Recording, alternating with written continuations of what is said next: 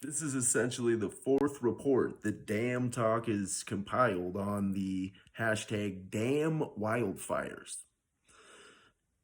Having gotten insanely worse, now we'll attempt to address the response to this crisis, as well as what we at first dismissed as clickbait, claiming to illustrate the cause of the deadliest wildfire Hawaii has ever seen, followed by a few testimonials, as well as another report that was actually reported on in the form of a book that was published while the wildfires were still going on the wildfires. How is that? Well, all right, we'll show that first.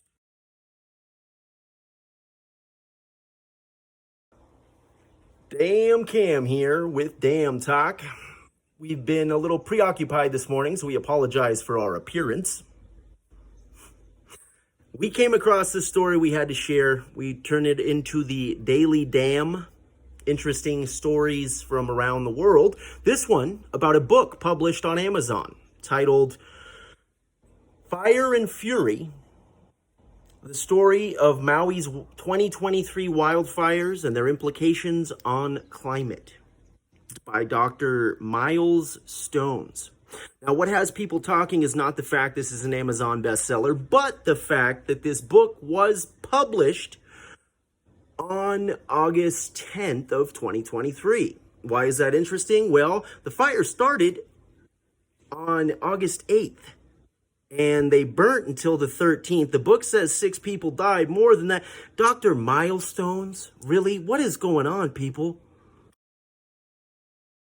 Watch as this security camera captures what could be an early trigger in that devastating wildfire. August 7th at 10:47 p.m., a day earlier. You hear a witness describe a flash that might be a tree falling on a power line. It's windy, and then there's a flash, and I think that's when a tree's falling on a power line. The power goes out. One expert saying those videos taken in upcountry Maui show the flames spreading and maybe the first evidence of downed power lines igniting a fire. We've got that video of that kind of explosion, and we've got 10 sensors in that community that show a very sharp drop in electrical voltage at precisely that same time. Fire bombs were so big they were sucking oxygen out of the air. People didn't have oxygen to breathe. I think this is an absolutely top-level national disaster. We've never seen anything like it. I've been here 32 years. Blocked everything off, forced everybody down on Front Street, in which then the flames were coming over our vehicles, not on our vehicles, but the flames are coming over top of our vehicles. And what street do you on at this point in time? Front Street. You're on Front Street itself? Yep. So you got directed onto Front Street? Yep. Where did you start when you started this journey? I was going down the highway and they blocked it off and wouldn't let me go any further. So you were coming from Laniapoko? No, I was coming from Waiakuli. Why? Okay, so you're heading going down the you're highway. Heading south. And then they stopped us from going up on the bypass. Then they wouldn't let me go past the bypass to the other exits to go up there. So you couldn't go up the bypass? No. And then all of a sudden they said, get off this highway, go down this way, down into town. Then they started blocking everything off there, and then you were down on Front Street, and I got all the way down to Safeway. And so you got corralled onto yes, Front Street. You yes. started on the Honopilani Highway. Yes. And you ended up on Front Street. Yes. Couldn't go anywhere. They just said, go north, go north, go north. And then when we got on Front Street, like I said, the flames are coming over, the embers, I don't mean flames, the embers were coming over the buildings and landing on our vehicles. And so we're all in a line trying to get to the end of Front Street to go north, like they told us to, not knowing that the police blocked off the end of Front Street so nobody could move. And then everybody panicked, and they all started, everybody went up on the sidewalks and through yards, took out the other lane. And then all of a sudden, nobody could move anywhere. Drivers are now describing the cultural landmark as a war zone. And in these side-by-side satellite images, you can clearly see a large portion of the town has been utterly destroyed. A number of important Hawaiian cultural sites have been reduced to ashes. Urgent search and rescue missions are now underway. The U.S. Coast Guard says it plucked more than 50 people from the ocean off of Maui after they jumped into the water to escape the flames and the smoke. Lahaina survivors are now describing the cultural landmark as a war zone. After the deadliest wildfire in a century. What it does. Damn Cam here with Damn Talk. Things that make you go damn. Today's August 23rd. The first Republican debates are tonight, and we are preoccupied with the Daamn wildfire on Maui. We're here in the Isle of Big. That's the sister island of Maui, Hawaii. And we are more awestruck by the response or lack thereof. What do we mean? Well, if you watched Daamn Wildfire Part 1, 2, and 3, this one will mainly have to do with the response. First, though, we have an account we came across from a congresswoman who's on the ground over on Maui. And this guy in this video seemed to have just like summed up the entire thing in like 30 seconds. Let's look at that. Is like, I would kind of like to know why we didn't have water. Yeah. That's kind of something that I think people are going to be going like, where was the water? Yeah. That was kind of concerning. Both from the Maui fire, but also why was the water turned off? Is that the? It wasn't turned off. We had no pressure. Like my hose was a trickle. Right. You're like, oh, fire in your yard. Let's turn on the hose and put out the fire. And then you're like, let's turn on the hose and nothing comes out. And you're going, oh, bummer, because that was my plan, was to put water on the fire. Yeah. And then when there's no water, you're kind of left with not much of a plan. Yeah. And then the fire trucks show up and you're like, awesome. And then the fire guys are like, we don't have water. And you're like, oh, right. Strike two. Yeah. No helicopter, no water. Yeah. I don't have water. So yeah. So yeah. That's not the only piece of the conspiracy puzzle that is actually seeming to fit more and more together. What do we mean? Well, we do not believe that this was a orchestrated attack on the United States by China through space lasers. That's laser-equipped satellites that could be considered a direct energy weapon, which is what we covered in Daamn Wildfire Part 2, I believe. And DEWs, direct energy weapons, were brought up in the California wildfires that started to really catch fire in 2015, 16, and 2020, 2021 being the worst, where the air quality over there was as bad as China's. And when we say over there, we mean the Puget Sound, not even in California, but the neighboring state of Washington, where we were, and we can attest this was during COVID, but even the most conservatives of Republicans were wearing their respirators that weekend, as you couldn't even see, like there was fog. Now, see, these wildfires are becoming more prevalent. The situation here on Maui, though, with the death toll now up to 150 and over 800 people still missing, the most deadly wildfire that Hawaii's ever seen, that the United States has seen since 1871, as we've also talked about. But, you know, the fact that Biden, his first reaction when asked by a reporter about if he has a comment, if he has anything to say about Maui on being on fire, and he says no comment. And then he comes out, we believe a whole day later, and says he will be issuing $700 payments to those who are suffering and need their immediate needs met, or something like this. Now, this is $700 payments per household that was displaced in the fires. Okay, Joe, well, we also saw that your lack to break your vacation, Mr. Biden, even when Maui was burning, until a week or more after, and you pay your visit, and we've seen both sides. Now, having people on the ground in Maui would have been something. We do have very few connections to that island. We have a friend from middle school era that is there, and he and his partner are safe. She and he are both safe. And we have a few acquaintances, so to speak, and nobody that we know has been harmed.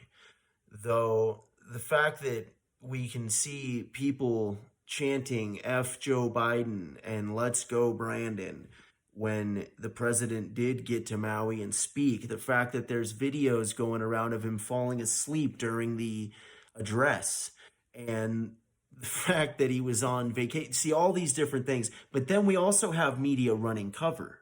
Okay, what do we mean by media running cover? Well, depending on what outlet you watch, you will see the mainstream narrative basically trying to play defense for the POTUS.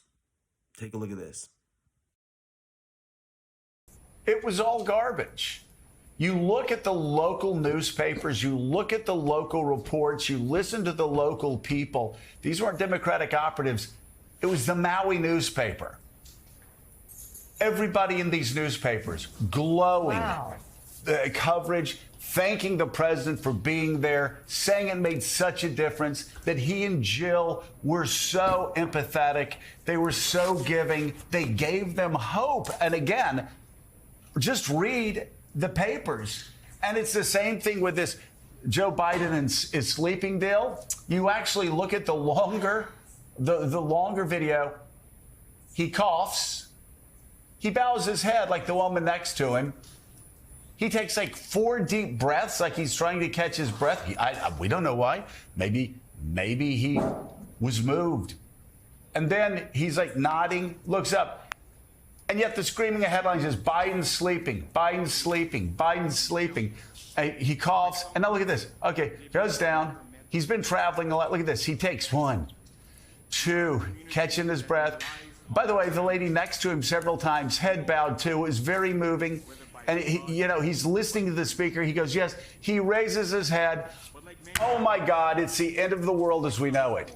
The only thing, Willie, the only thing that we can thank God for is that Joe Biden was not wearing a tan suit, because then we've been a total meltdown on the far right. But I will tell you, the people of Maui, and again, read the local coverage. Don't listen to the lies on Trumpy outlets.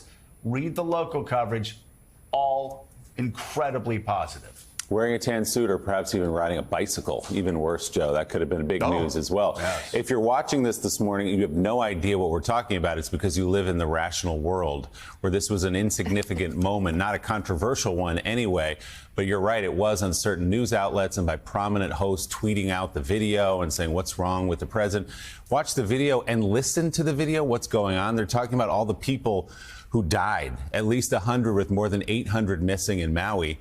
And he's bowed his head in that moment in some kind of reflection, as you say, with other people there. So this has become, and if this is supposed to be the whataboutism for everything that's happening to Donald Trump right now, where he's going to turn himself in tomorrow in his latest indictment in Atlanta, if this is supposed to be the whataboutism, that stuff is going on. But look at this. Joe Biden bowed his head for 20 seconds at a ceremony in Hawaii. It's pretty weak sauce, if that's what you're looking at. Well, and again, they cut clips short. They get him just when he's bowing his head. There's no context. And you're right, it's the whataboutism. Yes, Donald Trump may have tried to steal elections. He may have tried to destroy democracy. He may have unleashed an angry mob to beat the hell out of Capitol Hill cops. He may have stolen nuclear secrets. He may have done that. But look at Joe Biden. He's so old. He's so old because he bowed his head. You know, we've all been to ceremonies where we're moved, where, I would guess a guy who's actually lost 3 family members, close family members. You know, we've seen him get emotional before, and my God, you know, again, the fact this is not about that. This is about the reaction where, like you said, Mika, it's this whataboutism. It's Hunter Biden's laptop. It's Hunter Biden. It's Joe Biden falls asleep. It's Joe Biden falls off of a bicycle. It is all so shallow. It is all so stupid. And it is all they have. People with jobs and bills to pay and kids to raise, and we already have a housing crisis and a cost of living crisis, and like it or not, tourism is still our biggest economy. And if you suddenly have all the tourists go away indefinitely, you're abandoning like the parts of the island that weren't affected. Yes. And like we all still have to keep living. Exactly. So that's a challenge. With the added burden of yeah, rebuild your lives. Like I'm supposed to be working right now. I fielded 200 Instagram comments of how can I bring green waste, but I haven't even looked at my work email this morning. Probably should, So anyway, there's that too. Loud and clear. Pete, there's been a lot of coverage around what has been happening to the community of Lahaina, the communities surrounding Lahaina on West Maui, the devastation and suffering that they have gone through and are continuing to struggle through as we speak, just a few days after this disaster occurred. But where I am now is a different part of the island of Maui, an upcountry community called Kula. This community also experienced the devastation of the brush fires. As you're seeing, there's a couple of homes here on a small rural street that have been completely destroyed. The brush fires ripping through many of these neighborhoods just as they did through Lahaina. It's important to be able to convey the loss that these communities have experienced and the sense of urgency needed for really direct services and response coming from the county, state, and federal government, not only for the crisis right now, but also recognizing the steps that are necessary to be taken for this community as they start to look at what does rebuilding look like. There you have it. That was a video from the same gentleman you saw in the opening clip with Congresswoman Tulsi Gabbard, followed by, or consisting of, what appears to be a segment that Ms. Gabbard did on Fox. Quite a different outlet than MSNBC has seen before that.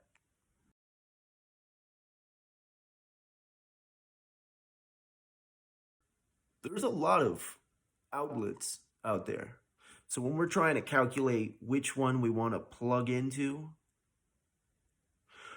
we basically like to get out our crystal ball, or at least we used to, back when Crystal Ball was with Sauger, that is, on a little program called The Hill Rising.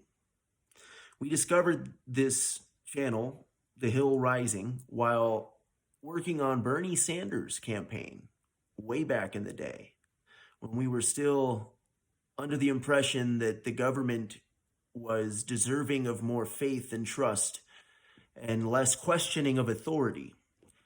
Now, obviously, it's a completely different time, and we are no longer the same idealistic set of morals and ethics, beliefs. Our philosophy has changed.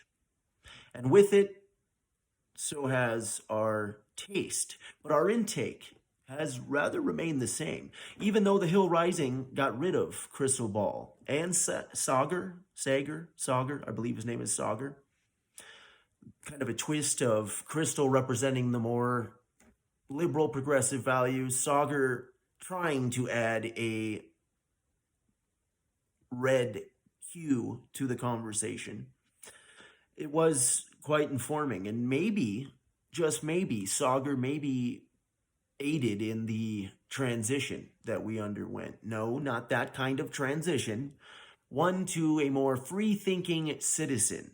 And we've always been an active participant, but actually working to distinguish between fact and fiction and then present it in such a way so as to confirm it with an audience like we are doing in this segment here.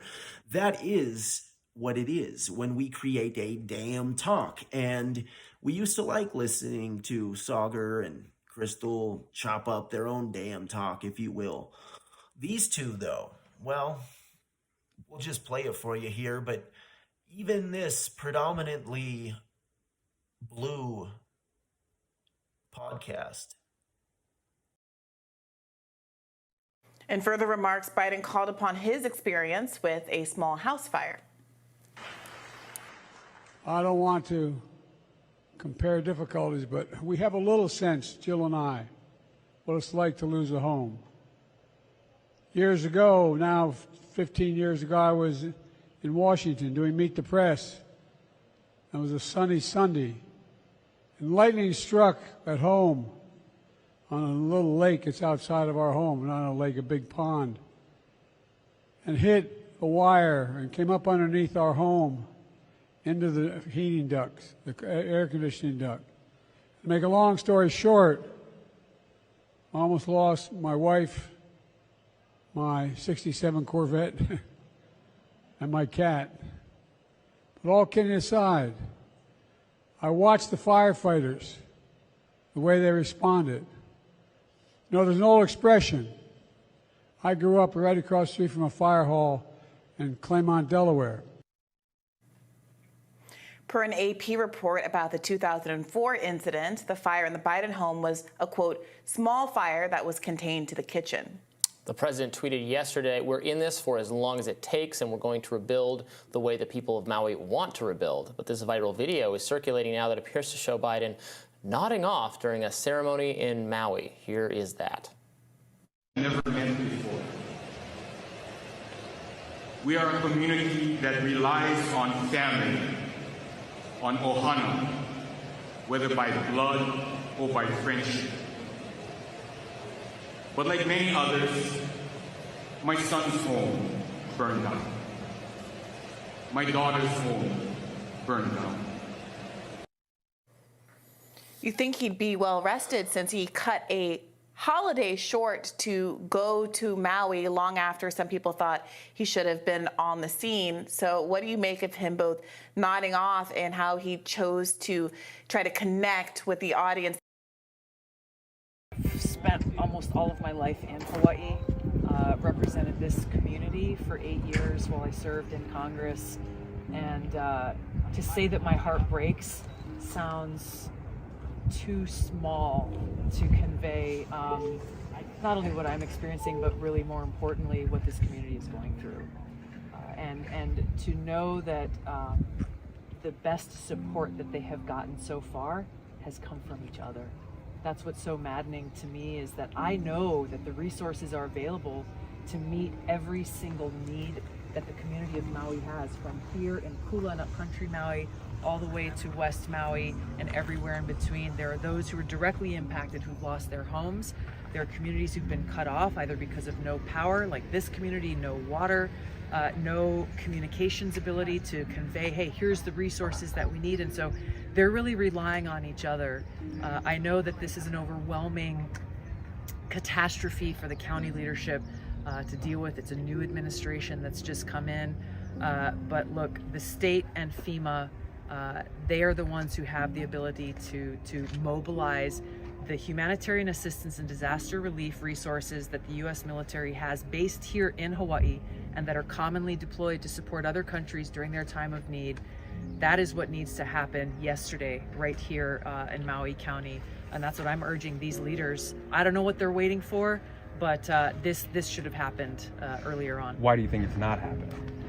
You know, I can't even come up with a plausible excuse, because it is inexcusable. These resources have been ready on the military side since this crisis began. They have been ready to launch. They just are federally mandated. They can't move until they get that word from the state or from FEMA. If there are any bureaucratic or funding or whatever other things that are on their minds, they need to put that aside and actually help people right now.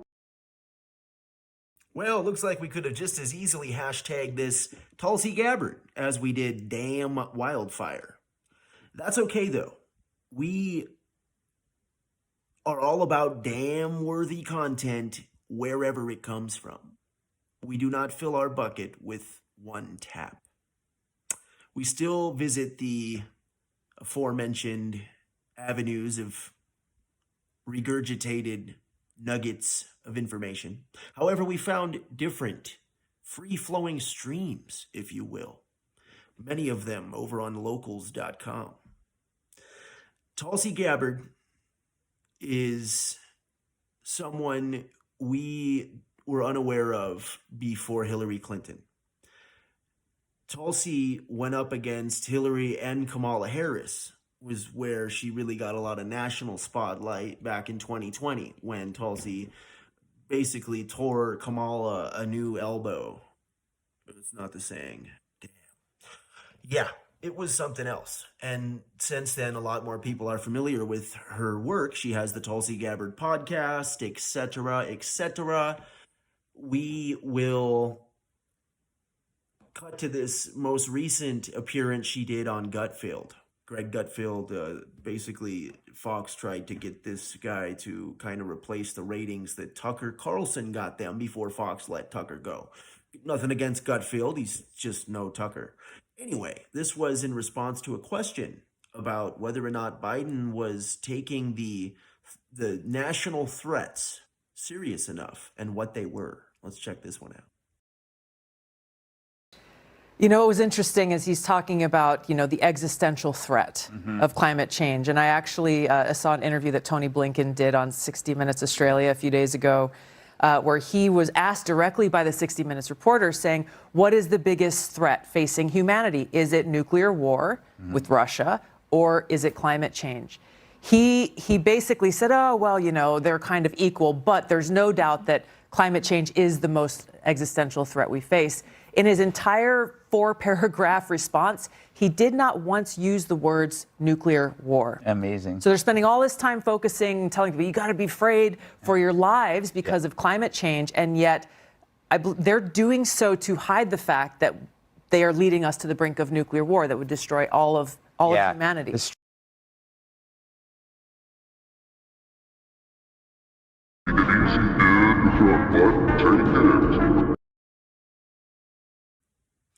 So our contact over on Maui told us, quote, "It looks like a nuke went off," end quote. The amount of devastation, if you've seen the videos, like, we haven't been to Maui since this has happened. We have been to Maui. We have been to Lahaina. And now it will never, ever look the same. That's not even the bulk of it, though. To look like a nuke went off, and apparently our contact over there even said that he experienced fire tornadoes.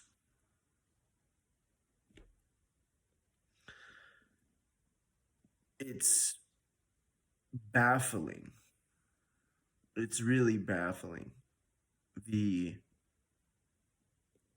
prevalence of these wildfires and the fact that whether or not we are directly responsible as the human race, if humanity is directly responsible for the quote-unquote climate crisis,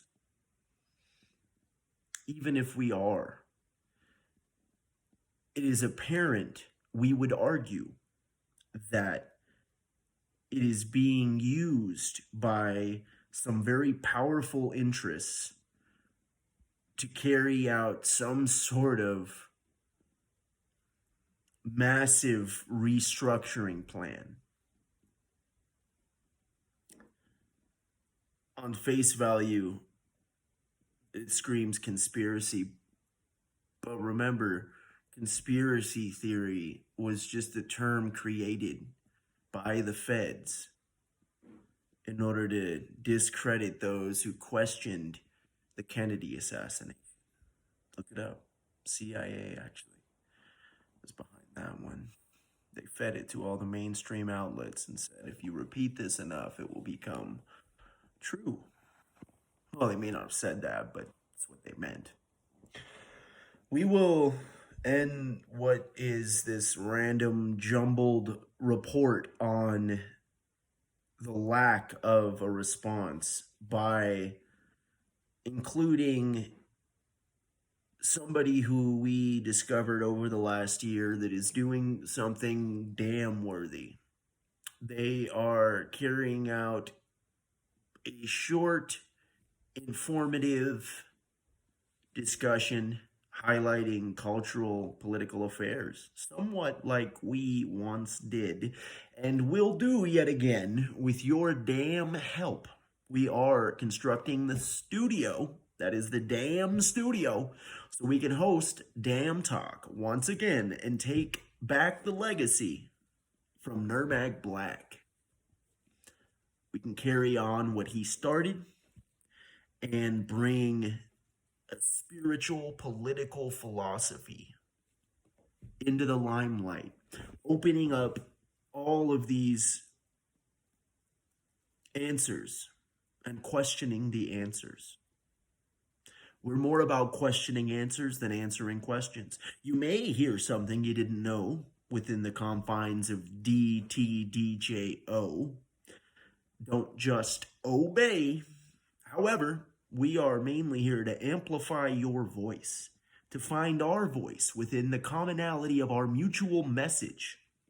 The unrestricted talk spot at locals.com is available to all. Come chop it up with yours truly and other members of the Daamn Talk community and potentially feature on an episode of the upcoming Don't Just Obey episodic interview podcast. Daamn Talk also sponsors the Daily Daamn, that is the Daamn Daily Dose of damn-worthy stuff from everywhere. We've been getting a lot of messages lately, people inquiring as to why most of the content found under the Daamn Talk umbrella on YouTube is from other sources. Well, there's a damn good reason for that. And that reason is YouTube is primarily a platform for one to familiarize themselves with content that Daamn Talk and ourselves deem damn worthy. Worth a damn, worth discussing, engaging in uncensored discourse to discuss things that make one go, damn. Yes. So we will leave it with Decoy Voice. As we said, this guy is doing the do and possibly the damn. Damn Cam. Session out. Joe Biden finally went to Hawaii and appeared to immediately go to sleep. Now the Independence coverage zoomed out, but another feed shows he does indeed look asleep. We are a community that relies on family, on ohana. And after he snaps out of it, he looks like he's at meme levels of no idea what's going on. Supplies, materials, manpower, ready to proceed swiftly for when families are ready. Set in place bureaucratic red tape, such as codes and permits, readily available to avoid. So let's recap this disastrous response to the disaster. As nearly 2 weeks after the wildfires, he found time to visit Maui between vacations.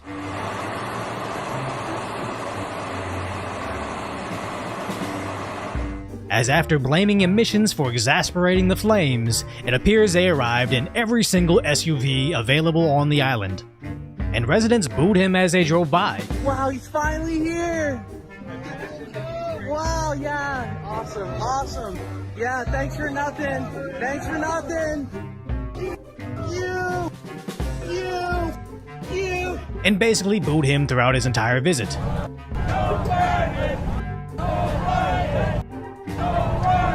As Biden seemed constantly confused.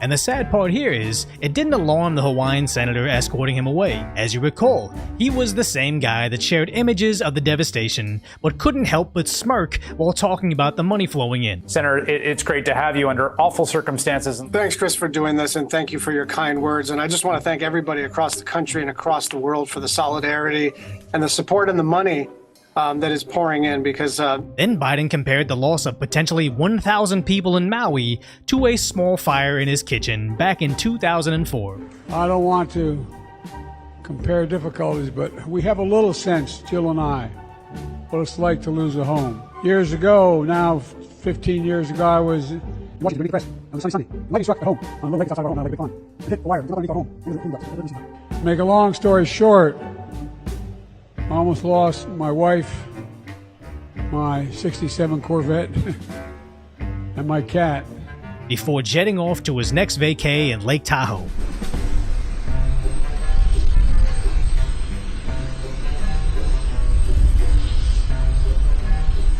Now obviously the media trashed Biden's visit to Hawaii, but none of these politicians are doing particularly well, as even a Maui mayor is being slammed. How many children are missing? You know. I knew the answer to that. I would be happy to answer that. You have no estimate as to how many children are missing? I guess Nothing? we can end this right now if you guys want. Sorry, This is one of the biggest questions that the people of Lahaina have, but you don't want to answer. It always takes one or two to ruin it for everybody. Please, this is our first only Well, we could say that about you. You ruined it for everyone. You're welcome to say it. You're the media. You can say whatever you want. You're a disaster. All right. Okay. Please. You've been the worst mayor we could possibly imagine. You won't even wait. Respect what? This is the most dismal response we've ever had. You won't wait for your turn. And I always wondered at what point in time would these politicians simply not be able to show their faces in public. Between the kids being sent home from the schools early before the parents got home, not releasing the water, not turning on the sirens, blocking out the aid from getting to the citizens, blocking out the media from entering the area, slow walking the number of people that lost their lives, and later revealing how much DEI had contributed to their inadequacies, it makes sense that the public would demand change. I'm just curious if given the opportunity, would they turn around and vote for the same blue nonsense? Because the media tells them that the orange alternative is worse, the same media that's lying about what's happening to them currently. Because worldwide, politicians like Francis Macron gets booed in public. Canada's Trudeau gets booed when showing his face. Even being called a traitor. Which makes me think, when is the last time we had a genuinely loved by all politician? You probably have to go back to 2016 when a dog won 3 consecutive terms as mayor in Minnesota. And this genuinely brings up a valid concern. Everybody loves a cute dog. He doesn't know what he's doing, so if things go bad, he's just an old dog. Can't blame him. He just goes where his handlers tell him to go. Takes naps all day, sniffing people at inappropriate times. How is that any different than what we have right now? And I'm being serious. If tomorrow they replace Biden with an 80-year-old bulldog, I'm not sure anything would change. So if you appreciate my concise, lighthearted commentary on what's really going on in the world, hopefully I've earned your subscription, then go check out the video on how they wrote an Amazon